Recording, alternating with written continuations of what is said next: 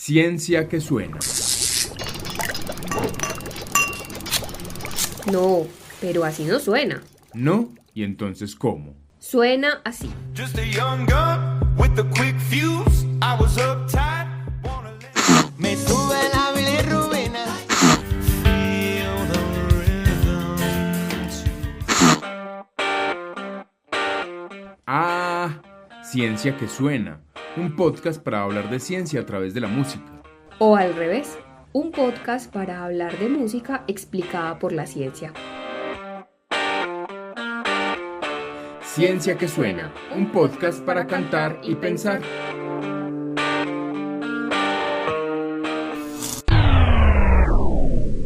Cuando te pregunte tu mano qué traes en la boca, mastica rápido y déjalo con la duda. Se vuelven locos. Y luego me habla con voz de bebé, güey, en público. Es como, Carla, tengo 56 de edad en años perrunos. Güey, yo no sé cómo tu mano te quiere. Te haces pipí en 2 patas, persigues tu propia cola y tomas agua del retrete. Cuando no me saca a pasear, me hago el indignado y tiro las croquetas del plato. Y le digo, saca el pollito, güey, si quieres que se me pase el enojo. Yo soy el perro de Beto. ¿De quién? De Beto, porque Beto a saber quiénes son mis papás. ¿Y por qué te enfermaste, güey? Porque a mi humana le pareció buena idea darme una dieta que le armó ChatGPT.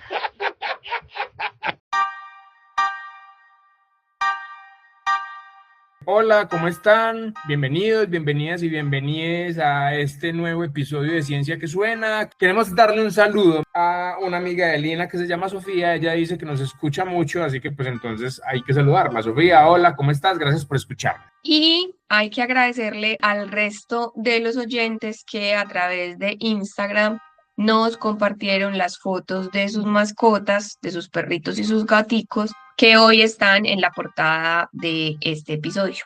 Nuestro invitado para el programa de hoy es Ricardo García Naranjo. Él es profesor del programa de Medicina Veterinaria y Zootecnia de la Universidad CES y del Instituto Colombiano de Medicina Tropical. Es magíster en microbiología y estudios de bioanálisis de la Universidad de Antioquia. Y este programa lo pensamos porque sabemos que varios de quienes nos escuchan tienen perritos, gaticos o ambos.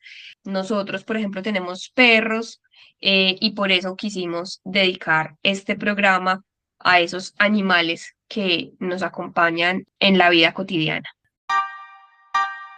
Este podcast es una producción de Vértice, agencia de divulgación científica.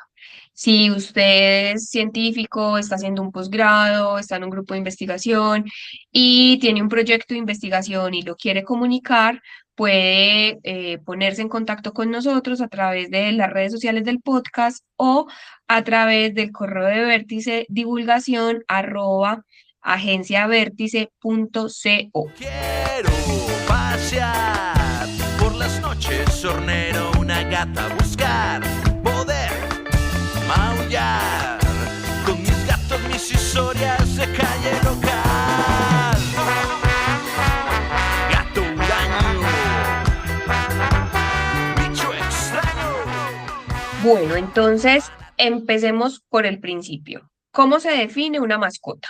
Una mascota es un ser vivo que está incluido en un entorno familiar humano con el propósito primario de desarrollar una relación de compañerismo. También se entiende las mascotas o tener una mascota como esa acción de poseer un animal que se conserva en la vivienda para brindar compañía y brindar afecto. La relación entre el humano y la mascota se basa en la reciprocidad, donde el animal recibe alimento, recibe refugio, cuidados médicos y nosotros, las personas, obtenemos beneficios psicológicos, físicos, como alivio del estrés, placer, seguridad, protección. Es decir, si usted tiene un animal en su casa y usted no le brinda esas cosas, o sea, usted no le brinda un techo, un refugio, lo tiene en la terraza, lo tiene amarrado al balcón, amigo, amiga, usted no tiene una mascota, perdone que se lo diga, usted tiene un animal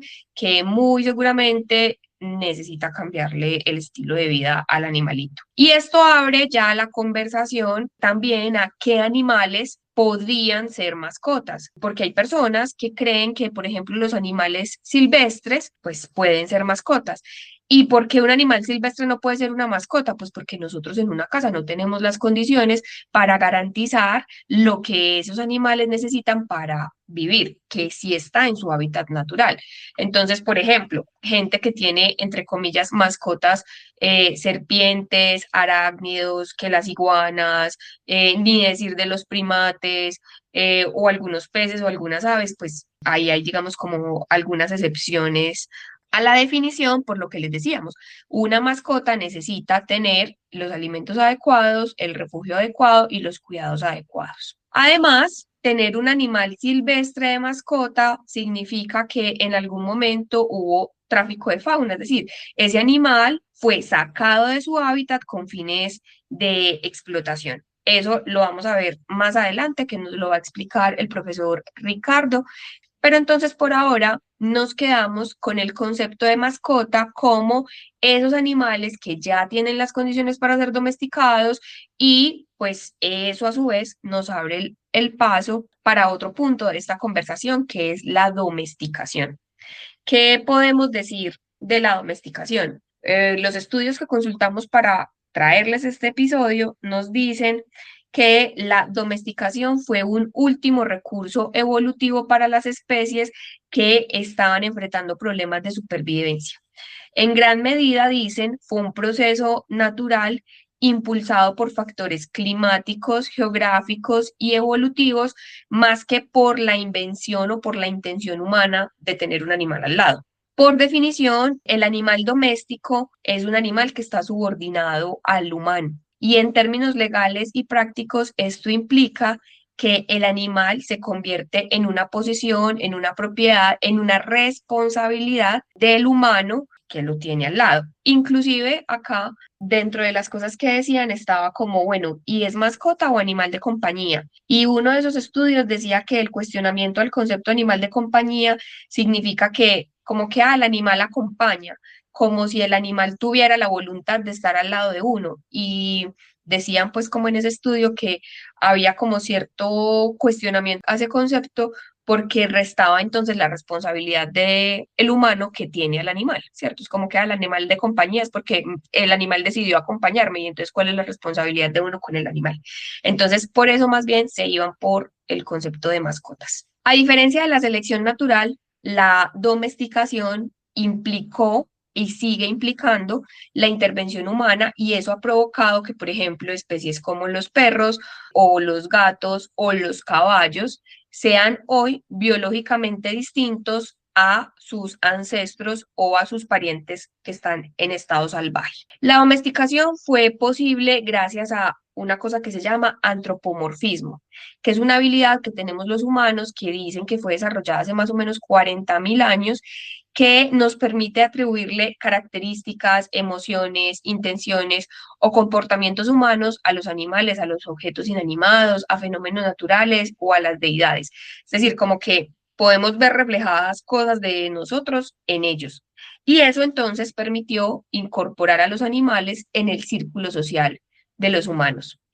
Como dato, sabemos que los gatos, por ejemplo, eran considerados deidades por los egipcios y también en la cultura de la India, pero los perros también fueron considerados deidades en Egipto y además también en la cultura maya, donde eran considerados guías y protectores de las almas que viajaban al inframundo e incluso eran tan relevantes y tan importantes que eran como un sustituto del sacrificio humano para presentárselo a los dioses. ¿Usted sabe dónde se ve lo de los perros que acompañan las almas al inframundo? En la película Coco. Tal cual, exacto. En la película Coco hay Ujú. un perrito que es todo loquito, todo bonito, que se supone hace ese trabajo, que acompaña a las Ujú. almas de una familia, pues de la familia protagonista, al inframundo. Y hay otro perro que también es muy famoso de la mitología griega, que también está, que además está cuidando. Yo no sé si son las puertas del inframundo o el infierno, o las dos cosas son lo mismo, pero pues ahí está el perro y es Cancerbero. Ujú. Perro de dos cabezas que está Las tres, cuidando. ajá, Ah, es tres cabezas, no exacto. son dos, sino tres. Son tres, sí. Ahí está. Bueno, nuestro invitado de hoy nos habla sobre cuáles han sido los beneficios que han tenido los animales al haber sido domesticados. Finalmente, la domesticación, si bien es un uso humano, en este momento, pues la domesticación ha permitido que los animales, digamos, tengan ciertas características fenotípicas e incluso también conductuales diferentes a un animal silvestre. Ahora, yo no podría decir si está bien o mal. Yo sí estoy de acuerdo en que finalmente la domesticación hizo que los animales generaran una codependencia absoluta por el ser humano, ¿cierto? Un perro no es capaz o le cuesta mucho valerse por sí solo, pues cuando no está su humano alrededor, un gato menos, y los animales de granja, pues en cierta medida también están muy acostumbrados a que necesitan del servicio, pues, o como de la asistencia de los seres humanos para poder trabajar. Pero en general yo siento que finalmente, pues sin satanizarla tanto, la domesticación ha permitido avances en medicina, en terapéutica, incluso en mejoramiento o en disminución de ciertas enfermedades para los animales, desde el punto de vista pues médico como tal. El punto de vista bioético, pues digamos que no soy la persona para tener ese tipo de discusiones, pero yo sí pienso que la domesticación pues digamos que cambió absolutamente la forma en que al menos los animales domésticos se relacionaban con el ser humano y ya los hacen súper dependientes, pues.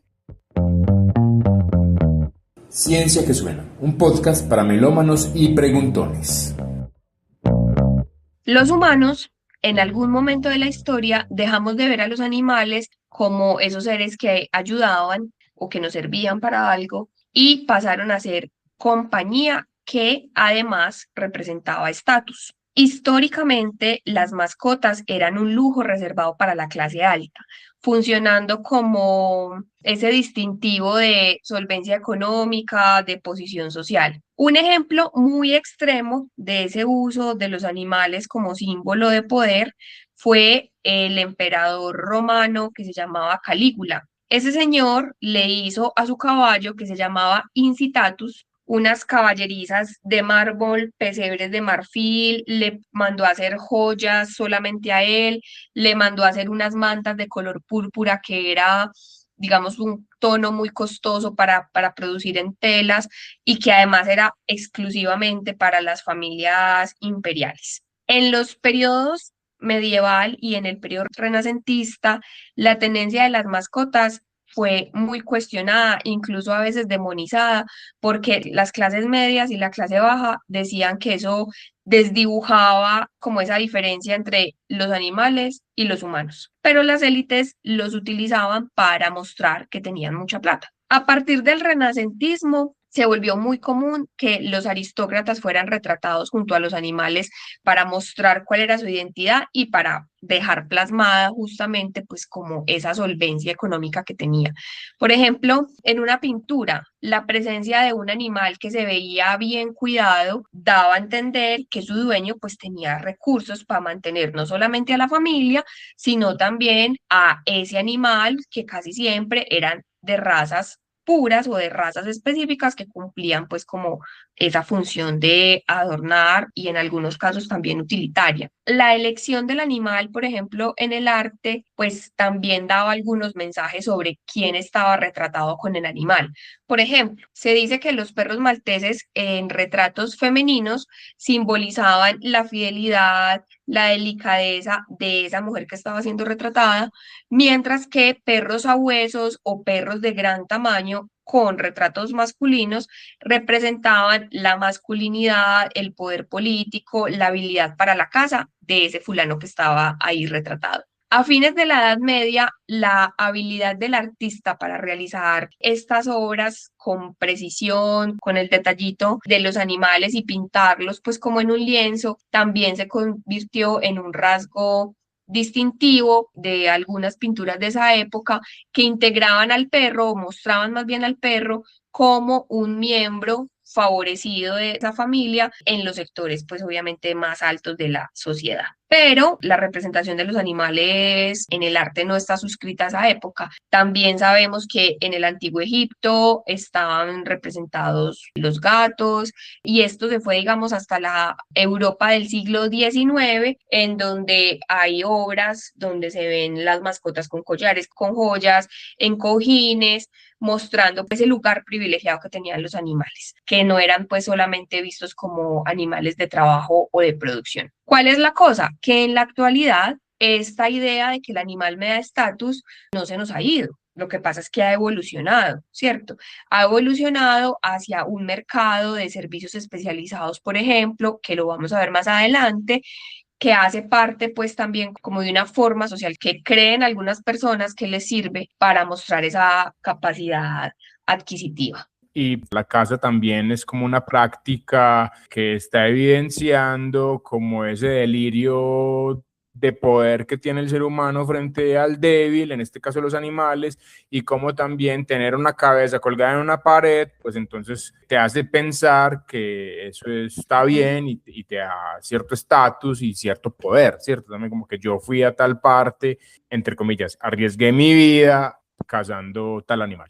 Finalmente, sí siento que es algo muy, muy cultural incluso, y sí como de la estética y las ganas de tener y demostrar que tengo pues como ciertas cosas que me hacen diferente o mejor entre comillas que otros, ya. Eso es lo que yo podría decirte, porque realmente pues el trasfondo sociológico no lo tengo, pero sí podría pensar que es algo más como de estatus social, como un poco también como de vanidad del ser humano de querer tener esas especies, y lo mismo pasaría con el tráfico de fauna silvestre, ¿cierto? Porque se siguen traficando animales silvestres, porque la gente quiere tenerlos como mascotas, pero finalmente eso también va un poco ligado a como una superioridad, y si no, hilando muy fino, pues las personas que suelen tener esos animales silvestres, digamos que son personas que les interesa mostrar su poder, digamos, a ese nivel, y eso ha llevado a que ciertos animales silvestres pues se traigan al país o se lleven a otros países con ese tráfico, porque eso finalmente sí muestra mucho, y yo siento como decir, demostrar que yo soy mejor que el otro, porque soy capaz de traerme un elefante o un hipopótamo o un jaguar, o no solamente eso, sino también entonces que porque me traje 5 colmillos de un caimán del Amazonas o me traje la piel de un puma, cosas así que hacen que finalmente eso no va más allá de una demostración de poder, ¿cierto? Muy tácita, pues, lo que yo pienso, pues, y lo que yo veo al respecto. Pasaría igual como con la gente que caza. Sí, porque es que, por ejemplo, hay países en los que la caza está permitida. En Norteamérica hay zonas en las que está permitida cierta caza de ciertas especies de animales y la gente lo hace como por un disfrute. Yo no sé, yo finalmente pues también tengo ahí como mis reservas, porque yo no sería capaz de ir a matar un animal que está libre en la selva, pues, ¿cierto? O en el bosque. Pero en esos países es incluso muy tradicional y muy arraigado, y muy pocos de los que se encargan de cazar finalmente lo utilizan para el sustento, ¿cierto? Es para mostrar sus fotos y mostrar que son capaces de matar a un animal. Como que eso finalmente también me genera, no sé, hombría quizás, poder y ese tipo de cosas. Pon a sonar a la ciencia.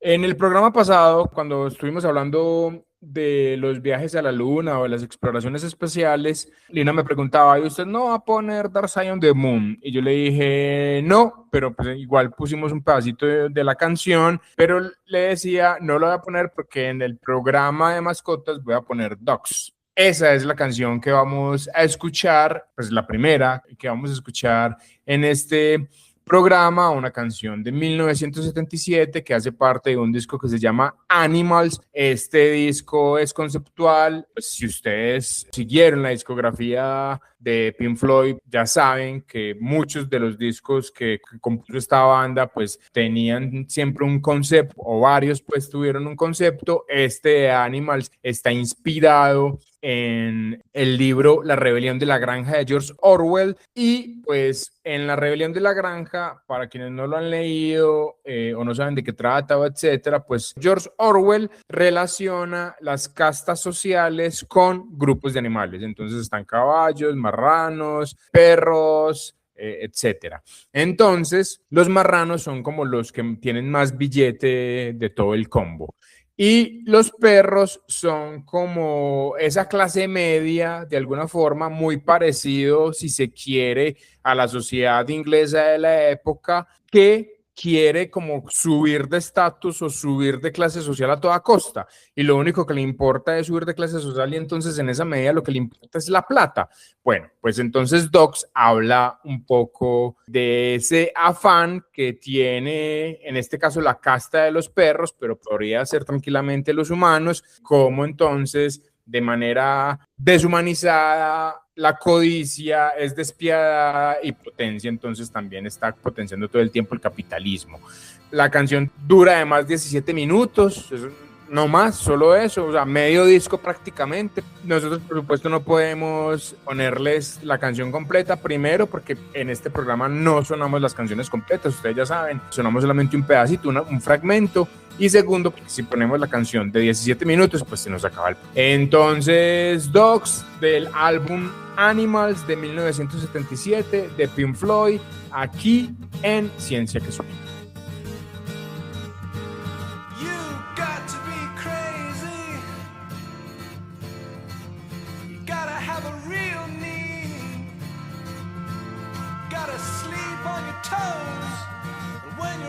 Street, you got to be able to pick out the easy meat with your eyes closed.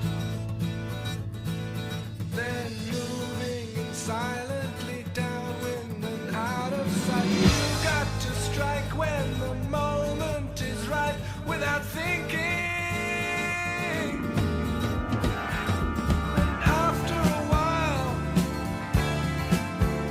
you can work on points for style, like a club tie and the firm handshake, a sudden look in the eye and an easy smile.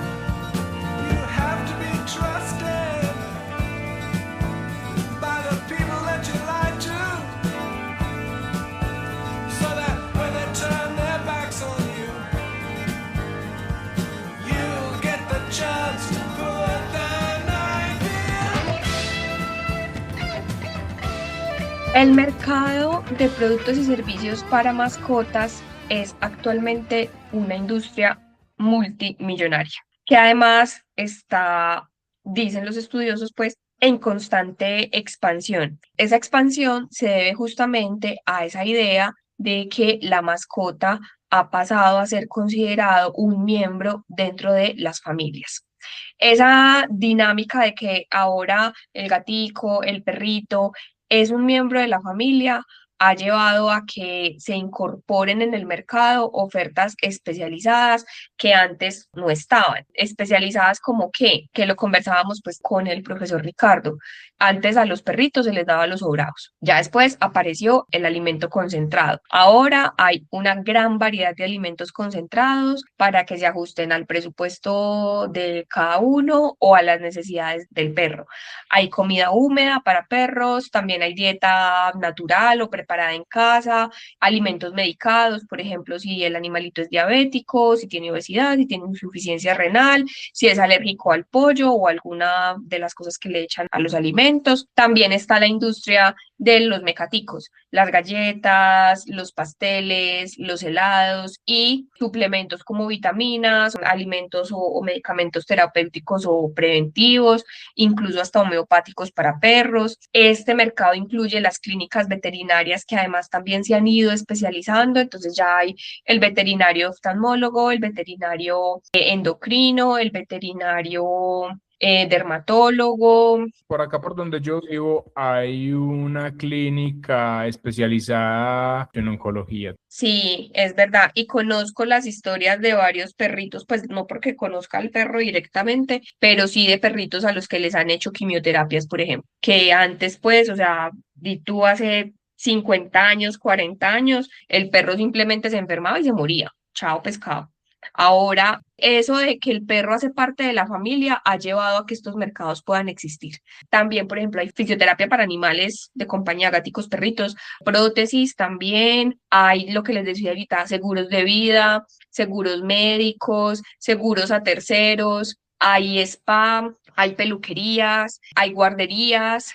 Mejor dicho, pregunte por lo que no vea. Y si no lo ve, arme negocio que seguramente le pega. Sí, porque inclusive una de las cosas que veíamos, pues como preparando este programa, es que, por ejemplo, en la pandemia, este sector de la economía, o sea, el mercado de las mascotas, fue de los pocos que no se vio afectado en la pandemia, o sea, la gente seguía comprándole la comida al perro, la gente seguía mandándolo a bañar, la gente seguía comprándole juguetes, hay ya servicios de fotografía, de sesiones fotográficas para los perros, hay gimnasios, y, o sea, este negocio, mejor dicho, de verdad que se mueve mucho porque estaba, digamos, fundamentado en ese bienestar que se le quiere brindar a las mascotas. Hay animales que han recibido, y esto pues está documentado, o sea, no es sino buscar en Google y verá alguna noticia en algún lugar del mundo de cómo un perro o un gato recibió una millonaria herencia, incluso hay películas alrededor de eso, porque esto entonces también pone a la gente a pensar, hay como un dilema ético ahí, que claro, ¿cómo van a poner a los animales y a las mascotas a vivir mejor que un ser humano? Y cómo un perro o un gato hereda 100 millones de dólares y hay gente muriéndose de hambre, cosas por el estilo. Sí, esa es una vaina compleja. Yo ahí no sabría pues como ni siquiera qué opinar, porque si yo fuera millonaria, yo creo que también le dejaría mi herencia a mis 3 perros. Pero entonces, volviendo a el mercado que se abre a partir de los animales y como les mencionábamos hace un rato, desafortunadamente este asunto de la tenencia de animales ha abierto las puertas a se favorezca, por decirlo de alguna manera, el tráfico de fauna. Y en el contexto colombiano, esto tiene pues como unas zonas grises, por decirlo así, difíciles de gestionar por las implicaciones que tiene, que nos explica justamente el profesor Ricardo García a continuación. Hay comunidades, incluso en Colombia, que están muy metidos en, digamos, en las selvas o en los bosques, que finalmente para ellos, digamos que es normal, comunidades indígenas y demás, que es normal consumirse un animal del bosque o de la selva. Pero yo he podido, digamos, entender que la relación de ellos con el mismo bosque es eso, ellos consumen lo que necesitan, a diferencia de los que estamos un poco más en la centralidad o los que estamos un poco en entornos urbanos, que lo que hacen esas personas es matar por placer o por diversión, ¿cierto? No más por, no por una necesidad alimenticia. Que si vos haces parte de la cadena trófica dentro de los humanos que están ahí, digamos, en la dinámica del bosque, pues digamos que yo ahí a esos seres humanos no les critico que consuman ese tipo de animales, ¿cierto? Pero a diferencia del que sale de aquí y toma un vuelo, llega al bosque, caza, mata, se toma la foto y se devuelve, eso ya es completamente diferente, ¿cierto? Entonces sí, hay comunidades que consumen animales silvestres y hay comunidades que, digamos, no es el 100% de su alimentación, pero en algunos momentos, no sé, en temporada de lluvias o en temporada de sequía, que el alimento que ellos cocinan en su casa o los animales que tienen traspatio, que son animales domésticos como un cerdo o un ave, pues finalmente es muy insuficiente y tienen que recurrir entonces a consumirse ciertas especies de animales silvestres, no sé, un chigüiro o un armadillo, ¿cierto? Que son, o ciertas tortugas que podrían ser en algunos casos. Yo creo que se atenta un poco con la biodiversidad y el equilibrio cuando ya la caza excede una tasa, digamos que normal de un consumo, ¿cierto? No es lo mismo una tortuga en una familia una vez al año que 50 tortugas o 500 tortugas para sacar al comercio del país en general. Además que finalmente en Colombia pues es ilegal consumir, comprar, vender, traficar animales vivos y animales silvestres o sus subproductos o sus derivados, como se digan, muertos, ¿cierto? Eso está penalizado, eso es ilegal. Entonces ya de entrada eso tiene una connotación también un poco maliciosa. Y si nos vamos un poco más profundos y un poco quizás hilando un poco muy fino, es también un poco en ciertas zonas hay un abandono estatal histórico que esas personas quizás sea lo único que tienen para hacer para poder conseguir algo de dinero para poder moverse, ¿cierto? Entonces eso, digamos que para nosotros, desde las zonas en las que estamos y las que nos movemos, pues es muy fácil decir, pero es que ¿por qué es una persona sale y matan las tortugas? Pero también para esa persona podrá ser muy difícil, es lo único que tengo para hacer y tengo 5 muchachitos que tengo que vestir, alimentar y comer y finalmente la única opción, porque no tengo trabajo, porque el Estado no me da las necesidades, no me suple las necesidades que tengo, pues es lo único que tienen para hacer. Ahí es, pues o sea, abrir eso es abrir una caja de Pandora porque se tocan un montón de temas. Yo no quería ser rescatado, güey. Vivía toda madre en la calle, me la pasaba con el tilico y el calavera. Oye, güey, ¿qué fue del tilico? Güey, ¿cuál es el colmo de un pug? ¿Cuál? Meditar. ¿Por qué? Porque le dicen, respira lentamente. Quejan de que ladro mucho, güey, pero hasta la fecha nadie se ha metido a robar a la casa. ¿Coincidencia? No lo creo. No te valoran, güey. Y me dice, gasto mucho en ti. Y yo así de, al menos yo no te voy a pedir una maqueta del sistema solar un domingo a las 10 de la noche.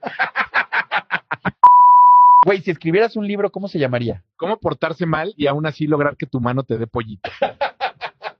Te vienen cositas. Y le dije, cuando tú me adoptaste, perdiste 2 cosas, el espacio personal y tu cama. Agarra la onda, mija. Justamente este mercado en torno a las mascotas del que estábamos hablando hace un momento y esa estrecha relación que vamos teniendo con ellas ha propiciado otro fenómeno adicional que es la humanización de los animales. La humanización de los animales es una distorsión simbólica donde el animal deja de ser visto por el humano desde su realidad biológica, para convertirlo en una especie de espejo de las necesidades emocionales de su cuidador. Aquí el profesor Ricardo vuelve a conversar con nosotros acerca de esta discusión desde la perspectiva que se ha abierto de los animales como seres sintientes.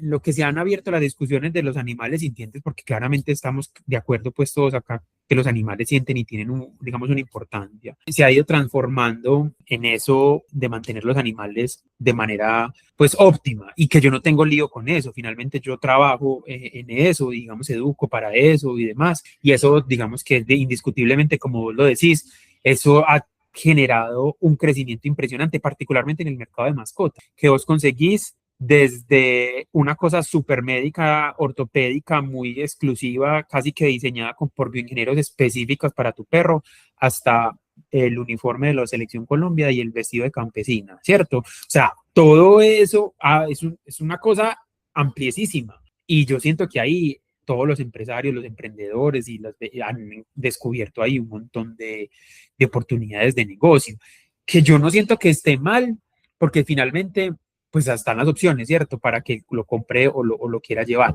Ahí lo único que digamos que yo sí reprocho un poco es cuando vos decidís humanizar a tu animal de compañía, ¿cierto? Yo siento que en el momento en que vos le imposibilitas al perro la posibilidad de ser un perro, independientemente de que el perro se suba a una cama, yo no tengo lío con eso, ¿cierto? O sea, porque ellos comparten nuestra vida y comparten incluso, ahorita que vos hablabas como de lo que yo he trabajado con bacterias, comparten hasta nuestros mismos microorganismos, ¿cierto? Hay estudios que muestran que los animales que están con nosotros comparten nuestras mismas bacterias. Entonces tenemos un estrecho relacionamiento. Entonces yo no tengo problema con eso. Cuando para mí sí se vuelve patológico, cuando vos lo llevas al punto de, o me parece, no sé si patológico porque no soy la persona para decirlo, pero digamos un poco alarmante o como con algo de interés ahí, cuando vos ya no le permitís al perro ser un perro, entonces vos lo mantienes vestido o le pones zapatos y lo empezás a tratar literal como si fuera un niño o como si fuera otro ser humano. Entonces la gente dice, pero entonces yo le doy yogur. No, pero es que usted le da yogur y todo bien. A nosotros nos enseñaron que los perros eran carnívoros, pero los perros realmente son omnívoros. El perro le encanta el yogur, el mango, la zanahoria. Entonces los hemos adaptado al estilo de vida humano y está bien, pero desde que yo reconozca que mi perro, es mi compañía, lo honro, lo amo, lo respeto, pero él es un perro, o sea, si él se quiere rascar, él se puede rascar, él va a tener comportamientos de perro y normal, pero cuando yo ya lo llevo al punto de vista de verlo como si fuera un ser humano, yo siento que ahí sí estamos desvirtualizando porque finalmente no lo son, y eso no significa que yo no esté de acuerdo con esa relación, pero si vos tenés claro que vos sos el compañero de vida, porque no sos el dueño, no sos nada, sos el compañero de vida, vos decidiste acompañar la vida de un perro y el perro, digamos que los perros a algún punto también te eligen a vos, ¿cierto? Pero cada uno desde su espacio, como yo soy un ser humano, conozco a otro ser vivo, digamos en este caso un animal, y entre los dos, desde nuestros puntos, nos acompañamos, pero yo no quiero ser ni el uno ni el otro, y ahí yo siento que funcionaría mucho y le bajaría mucho la carga de emoción al perro, y a uno también. Ciencia que suena, un podcast para cantar y pensar. La segunda canción, o bueno, el segundo fragmento sonoro musical que nosotros vamos a presentarles en este espacio que se llama Ciencia que Suena, en donde hablamos de ciencia y lo relacionamos con la música, o al revés, donde hablamos de música y lo relacionamos con la ciencia, es de una banda argentina que se llama Él mató a un policía motorizado. Está incluida en un disco que se llama La Síntesis O'Connor de 2017 y la canción se llama El Tesoro. El Tesoro es una canción que muchos han pensado desde hace 9 años que existe, que es una canción de amor. Hace no sé cuánto, un par de años tal vez, una mujer en ese momento Twitter, ya ahora es X, publicaba, estaba súper emocionada y decía, ay, Si antes me gustaba El Tesoro de Él mató a un policía motorizado, ahora sí que es cierto que me gusta más porque es una canción que el cantante le está dedicando a su perro que se murió, decía el tweet, la publicación de esta mujer. Y un montón de gente le empezó a creer. Si uno escucha la canción, pues uno, después de eso, uno dice, ah, no, pues sí, pues es un perro que lo está esperando a uno, ¿cierto? Como cuando uno deja a los perros solos y los perros se quedan supuestamente pues esperándolo a uno hasta que uno llega, ¿cierto? De hecho, la frase es, paso todo el día pensando en vos. ¿Acaso hay algo de malo en eso? Dice la canción. Y pues si uno lo relaciona como con los perros, uno dice, no, sí, hijo de pucha, la canción está dedicada al perro del man. Luego el man le responde la publicación, el tweet a esta chica, bueno, estamos hablando de Santiago, le dicen Santiago motorizado porque él mató a un policía motorizado. Entonces Santiago le responde muriéndose de la risa que sí, que ella tiene toda la razón, que en realidad se trata de un perro fantasma que regresa y que entonces él lo clona. Dice más o menos el man en la respuesta, y luego en varias entrevistas él dice pues que en realidad la versión de esta mujer no es verdad, que él no estaba queriendo hablar de ningún perro, pero pues que era muy chévere cuando las personas se apropiaban de sus canciones y le inventaban versiones o le inventaban historias, pero que lo que a él le había molestado era que hubiera dicho la plada que él había asegurado en una entrevista eso, cuando en realidad pues él nunca había hablado de las canciones, porque dice también en la entrevista que él nunca explica de dónde salen las canciones, porque le gusta más que la gente pues le empiece a dar significados distintos de acuerdo a lo que cada persona vive. Con esta historia entonces, si bien El Tesoro no es una canción que está dedicada a ningún perro, pues escuchémosla hoy pensando en nuestros perros y en nuestras mascotas, porque es una canción muy bella y porque si usted se pone a pensar en el perro y en su mascota, le va a casar tranquilamente. Así que pues El Tesoro de Él mató a un policía motorizado, banda argentina, canción del 2017.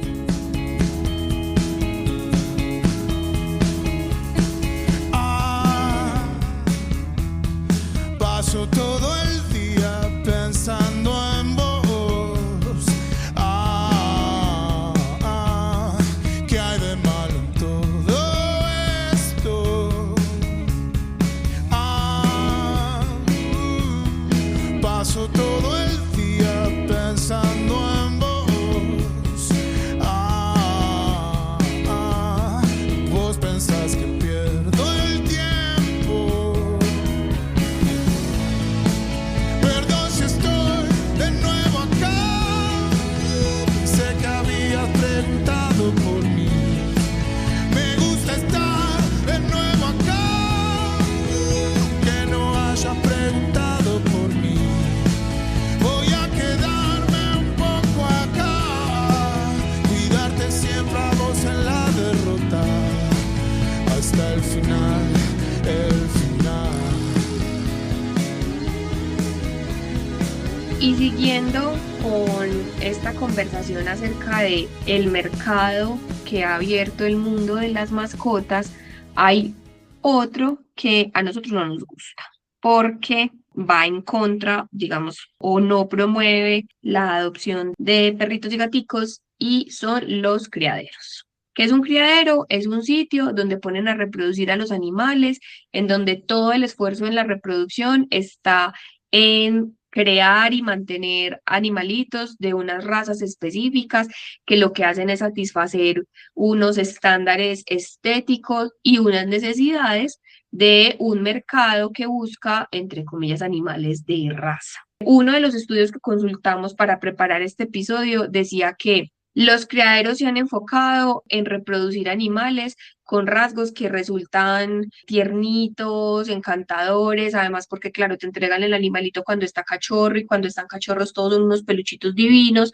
y pues claro, eso ha tenido, digamos, unos efectos muy dramáticos en los animales. Uno de los casos que se reporta, por ejemplo, en este estudio es que en algunos criaderos, en el caso de los gatos, han empezado a adoptar formas de reproducción que han llevado a que los gaticos tengan las patas más cortas de manera intencionada para evitar que puedan treparse en árboles o que puedan escapar, por ejemplo, de apartamentos. Y también se resalta que esas intervenciones en la genética de los animales, pues no la hace un veterinario genetista, la hacen de manera empírica, cruzando animalitos de razas que la gente cree que le va a funcionar y respondiendo justamente pues como a las necesidades del mercado, desconociendo las necesidades biológicas que tienen los animalitos. Y esa búsqueda, pues digamos como de esos animales de raza y de raza pura, lo que ha llevado finalmente es a que los pobres animales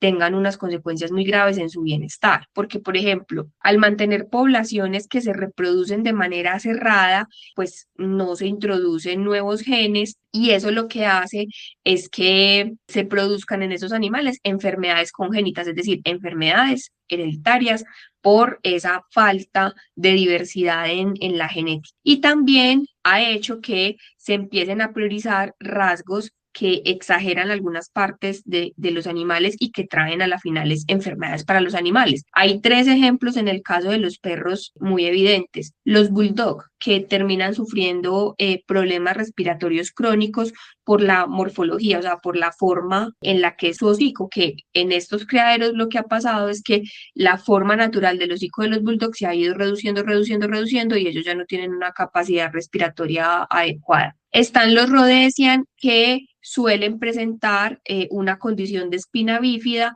que dicen que lo que está es vinculada justamente como a esa característica de la cresta del pelaje que le parece muy linda pues a los dueños. Y están también los pastores, el pastor ovejero, el pastor alemán, que están teniendo problemas en la pelvis o displasia de cadera justamente por esa sobreexplotación estética.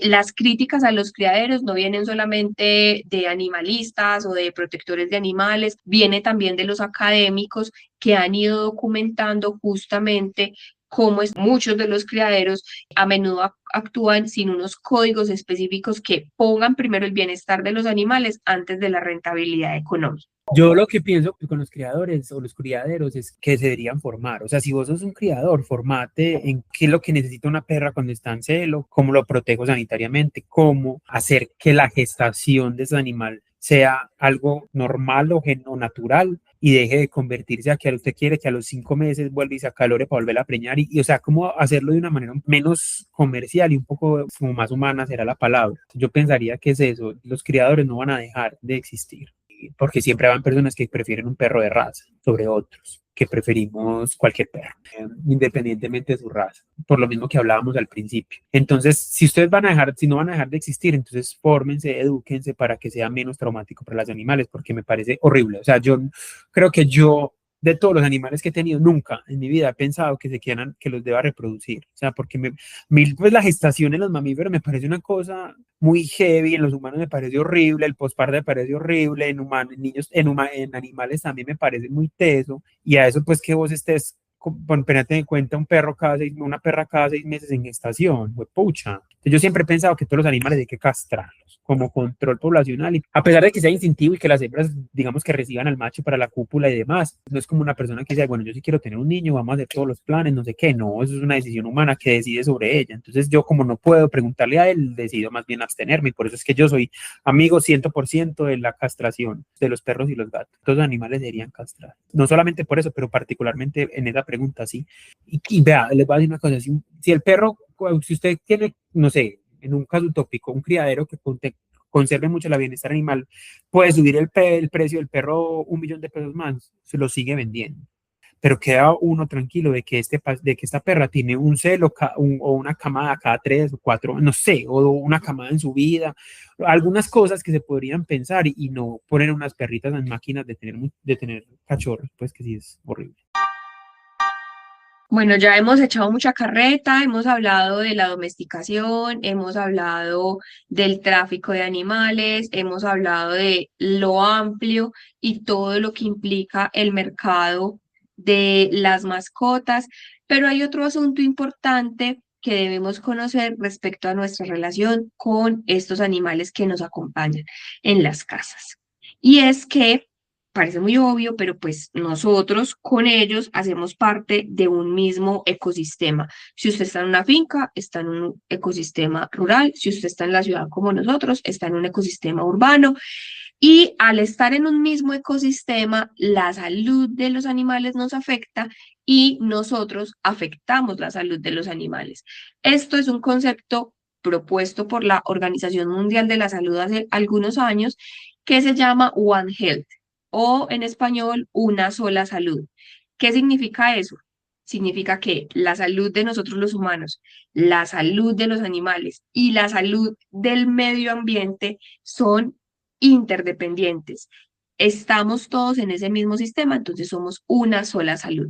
Esto que tiene que ver con los animales, con las mascotas, el profesor Ricardo García nos lo cuenta. Ahí hay una cosa muy interesante y es que justamente por la pandemia, que digamos que todavía no está muy descubierto dónde fue el origen de la mutación viral, si fue animal o un animal muerto, un cadáver, lo que sea, eso pues digamos que todavía está ahí como que se cree que sí fue en ese mercado y todo. Ahí nos dimos cuenta que como, ay, pucha, sí, es que los animales nos pueden infectar. Y eso fue como, para los veterinarios, fue como, pues claro, bebé, nosotros se los hemos dicho 500.000 veces hace 500.000 años, pero digamos que no se habían como contemplado que eso podía pasar. Entonces se acopló, digamos, un término que se llama una sola salud o One Health, ¿cierto? Entonces, como el ecosistema, como los animales y como los seres humanos, que estamos en estrecho contacto siempre, nosotros vivimos en un ecosistema, en este, digamos, urbano, los animales están aquí y los humanos estamos ahí. Compartimos todo, incluso los microorganismos. Y dijeron como, pucha, listo, entonces venga, ¿cómo podemos cuidar la salud humana, pero también a la misma vez cuidando la salud animal y la salud del medio ambiente? Listo. Y una de las cosas más importantes que se ha desarrollado ha sido empezar a incluir la salud de los ecosistemas y la salud, o sea, la salud ambiental y la salud animal como factores claves en la salud humana. Y las bacterias están ahí. ¿Por qué? Porque como les dije ahora, nosotros compartimos los mismos microorganismos, se llama microbiota. La microbiota que tienen los animales se puede mover hacia los humanos y los humanos hacia los animales, ¿cierto? Entonces puede ser en doble vía, o del ambiente al humano, del humano al animal, el animal al ambiente. O sea, eso siempre tiene pues como unas rutas muy compartidas y eso es importante saberlo. No significa que porque compartimos la misma microbiota, pues todos los perros nos van a enfermar, ¿no? Usted también puede enfermar a su perro, ¿cierto? Si usted tiene una bacteria resistente y su perro está ahí al lado suyo como su fiel compañero, probable que ese microorganismo llegue ahí. Porque ¿qué necesita una bacteria para crecer? Un lugar donde tenga una temperatura y comida.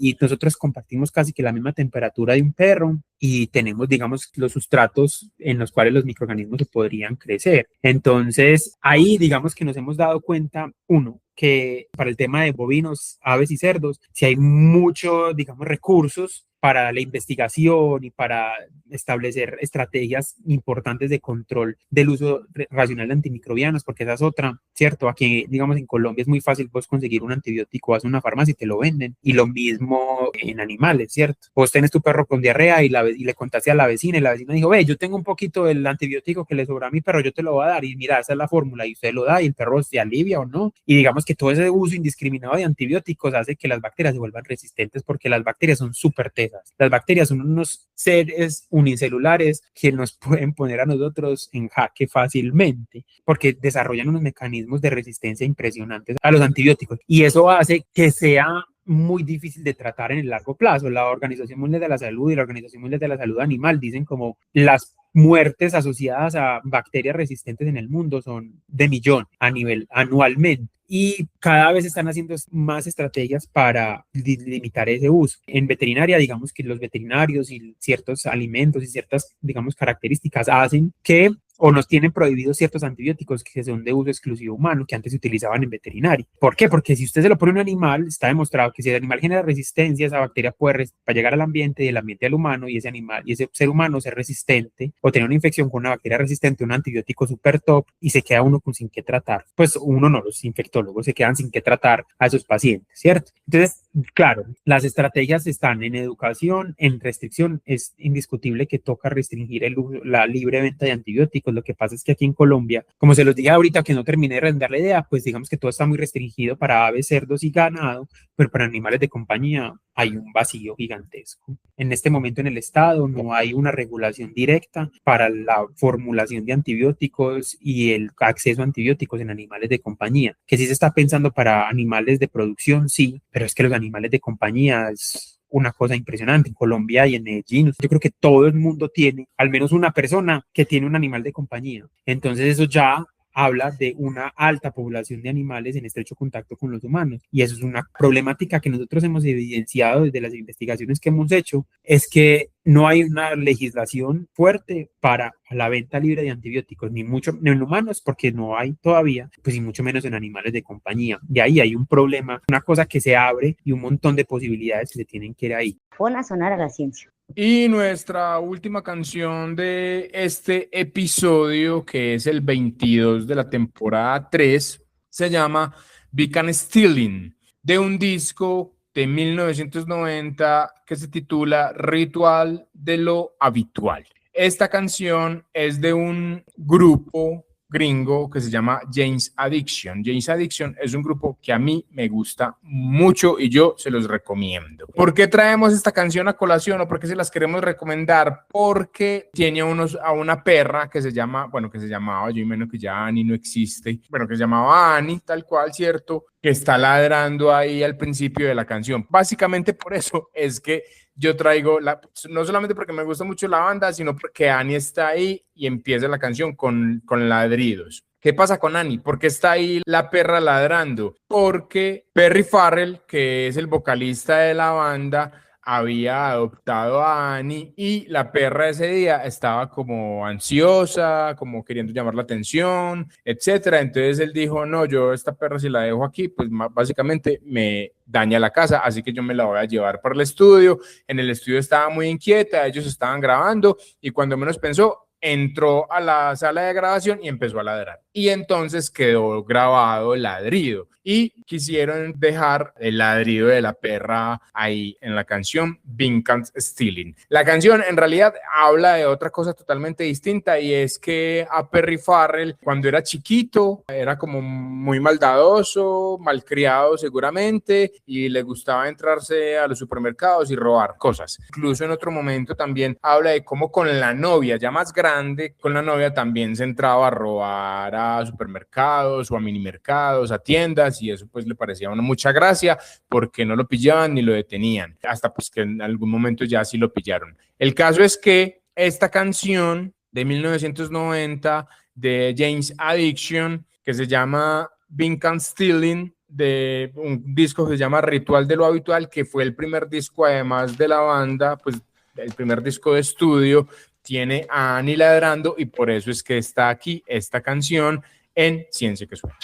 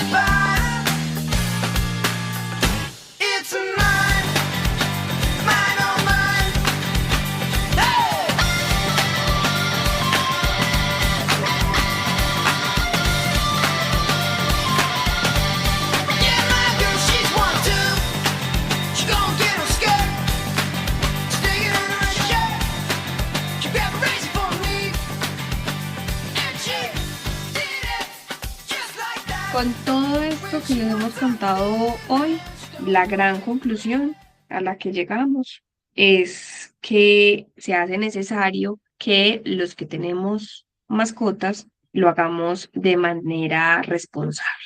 ¿Y eso qué significa? Pensar en que pues lo hagamos garantizando siempre el bienestar de ese animalito en todas las dimensiones, en su salud, en el cuidado de su entorno, en el cuidado de la naturaleza. Además, la tenencia responsable exige respetar las 5 libertades del bienestar animal. ¿Cuáles son? Estar libre de hambre, libre de sed, libre de dolor, libre de miedo y que el animal sea libre de expresar su comportamiento natural. Entonces, ¿cómo ser un buen tutor, una buena tutora o un buen humano para nuestras mascotas? Primero, aliméntelo bien. Otro elemento fundamental que puede parecer muy obvio, pero que a veces no lo es que mantengamos a nuestras mascotas al día con el esquema de vacunación y con la desparasitación cuando sea necesaria. Otro de los puntos que podría ser como el tercer punto de esta listica que estamos haciendo es mantenga limpios los lugares donde están sus mascotas. Mantenga limpia la camita, las cocas, el arnés. Obviamente mantenga limpia su casa porque esto reduce la posibilidad pues de que haya otro tipo de contagio, otro tipo de enfermedades y por supuesto mantenga limpio al animalito, ¿cierto? Al perro, al gato. Y otro punto también muy importante como recomendación es que lo lleve a las revisiones periódicas al veterinario. Y desafortunadamente, algunas enfermedades solo las vemos cuando ya el efecto está muy avanzado y cuando ya la cosa es muy grave. Entonces, consulte con el veterinario anualmente y también sobre todo como que el popó no le salió normal. Entonces llegó la vecina y le dijo, no ves que cuando mi perro se enfermó yo le di esta pastillita, este antibiótico y le fue súper bien. No, porque como nos lo decía el profesor Ricardo, eso puede generar resistencia a los antibióticos y puede ser peor. Entonces siempre consulte con un profesional cómo darle los medicamentos y el cuidado de los animales. También sumaría una quinta y es, hombre, sáquelo a pasear, no deje el perro en la casa. Uy, sí. El perro, el mundo que conoce es el mundo que usted le va a mostrar. Entonces, si usted nunca lo saca del balcón, entonces el mundo del perro es el balcón. Si usted nunca lo saca de la acera de su edificio, de su casa, ese es el mundo del perro. Entonces, tenga en cuenta eso. Los perros también se pueden aburrir, los perros también se deprimen. Entonces, déles la posibilidad de pasear, de olfatear, hasta donde le sea posible. Saque al perro 2 o 3 veces al baño, unas cada 6 horas, cada 8 máximo, si de pronto pues usted no lo puede sacar antes, pero esas corridas que se pegan los perros desesperados porque salieron de la casa y están aguantándose las ganas de ir al baño no sé hace cuántas horas, no, qué pesar de los perros, eso también los enferma. Y otra cosa que en esta lista de cómo ser un buen tenedor,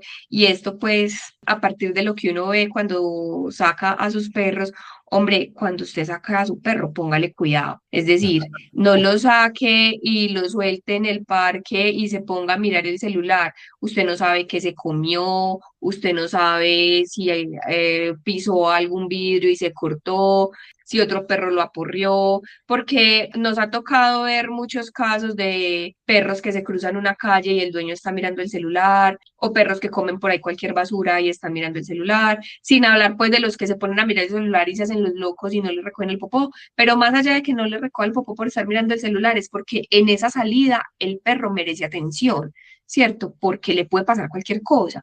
Entonces, yo creo que ese sería el sexto punto de ser un buen tutor, ponerle cuidado al perro cuando el perro está con usted en la calle. Hasta aquí llegó este episodio número 22 de la 3ª temporada, hoy dedicado a las mascotas y a los animales de compañía. Gracias también a nuestro invitado de hoy, el profesor Ricardo García Naranjo. Él es profesor e investigador del programa de Medicina Veterinaria y Zootecnia de la Universidad CES acá en Medellín y del Instituto Colombiano de Medicina Tropical. El profesor Ricardo es magíster en microbiología y en estudios de bioanálisis de la Universidad de Antioquia, con quien conversamos muy bueno y le agradecemos mucho pues como todo lo que compartió con nosotros en este episodio. Somos Lina Gómez Henao y mi nombre es Alexander Moneda Restrepo. Nos encontramos la próxima. Chao. Perros bravos que no volean la cola, que no tienen amo y no temen a cadenas ni a pistolas.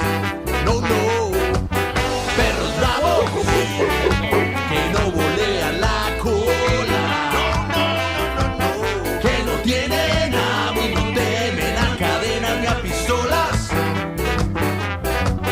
Perros bravos. Ciencia que suena. No, pero así no suena. ¿No? ¿Y entonces cómo? Suena así. Just a young gun with a quick fuse. I was uptight. Wanna let Me sube la bilirrubina. feel the rhythm. Ah, Ciencia que Suena, un podcast para hablar de ciencia a través de la música. O al revés, un podcast para hablar de música explicada por la ciencia. Ciencia que Suena, un podcast para cantar y pensar.